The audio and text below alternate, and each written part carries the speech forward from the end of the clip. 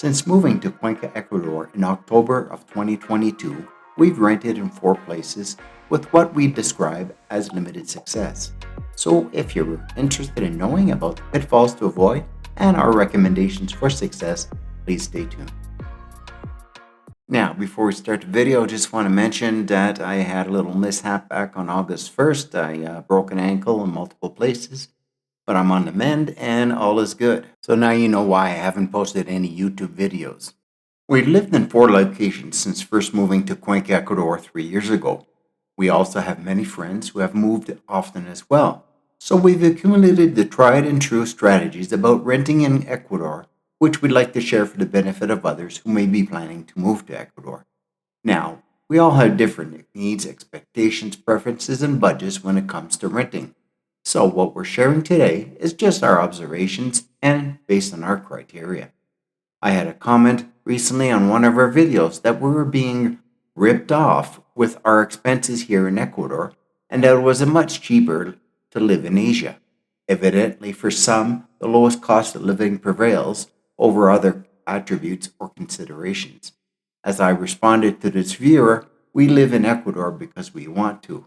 What we wish to share is based on our criteria, and we speak for ourselves, and it's really to each his own. Now, before we dig into successful renting strategies, here's a recommendation for a short-term stay when first arriving in Cuenca. We rented a 1-bedroom suite for a month at Apartamentos Otorongo. We had pre-arranged the accommodation prior to arriving. It was a safe and welcoming place to get our feet wet when first exploring the city and making necessary connections to find a more permanent residency. The owner, Javier, his family and staff were all very welcoming, and we'd highly recommend their hacienda along the Rio Tomebamba as your initial base to explore and reconnoiter the city's offerings. Your rights as a renter are enshrined within the Civil Code and the tenant law in Ecuador. Tenants have the right to dignified housing and 30-day notice for eviction, the right to privacy without unnecessary interference from a landlord, and to be informed before a visit to the property. A landlord must maintain and repair a rental property in habitable condition, ensuring essential services are functional, such as water, electricity, and sanitation. Protection against discrimination is also a fundamental right. Landlords also have rights, such as to receive timely rent payments and the right to periodic inspections. Landlords can only evict for non-payment, lease violations, or when a tenant cannot legally justify continued occupancy. The minimal lease period is 2 years. If no renewal agreement is made 90 days prior to the lease expiry, then a rolling lease comes into effect. Through word of mouth, we identified an English-speaking realtor to help us locate a more permanent residency. In Ecuador, realtors also work with rentals, and they typically earn the equivalent of 1 month's rent for finding a renter. Now, while English isn't as widely spoken as we were initially led to believe, we were happy to find a realtor, Amy Albornoz, to assist us. We'd highly recommend her. There's no practical MLS service for rentals, so when working with a realtor, they'll be showing you only their own listings. There are websites with listings that you can peruse, but they often keep apartments which have already been rented just to make it appear they have many listings. You'll want to work with several realtors to have the benefit of a greater selection.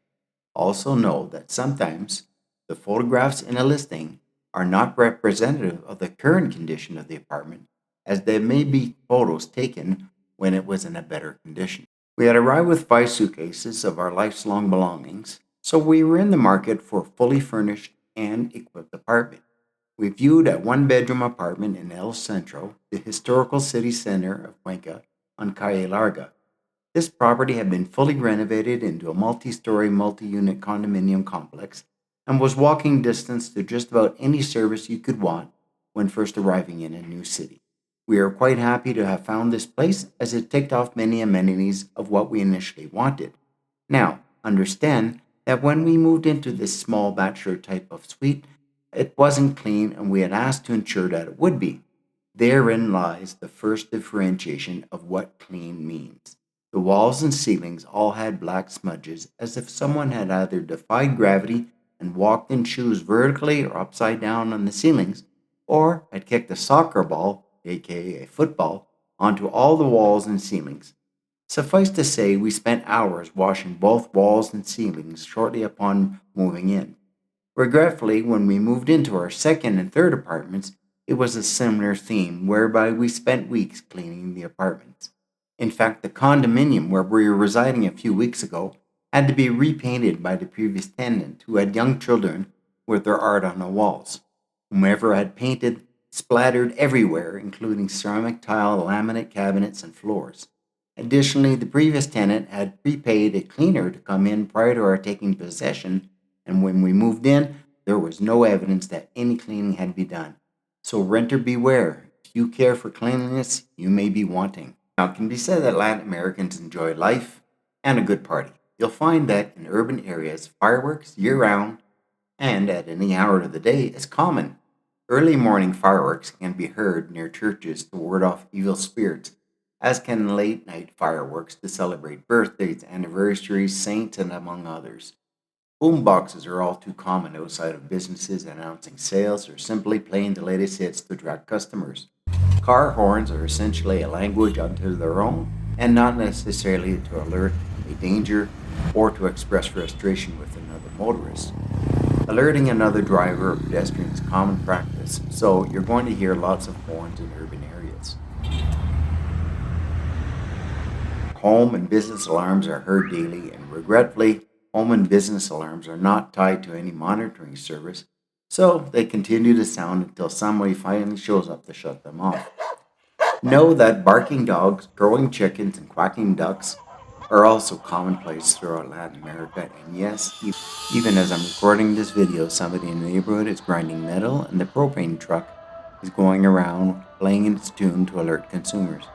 In our first apartment, we ended up breaking our lease agreement when the small burger joint that was on the first level closed and sublet it to a bar. At first, it wasn't an issue, but during this post COVID period, the city allowed bars to remain open until 4 a.m. instead of the previous 2 a.m. Then we had a problem. The thumping of deep bass type music kept us awake until after closing hour every weekend.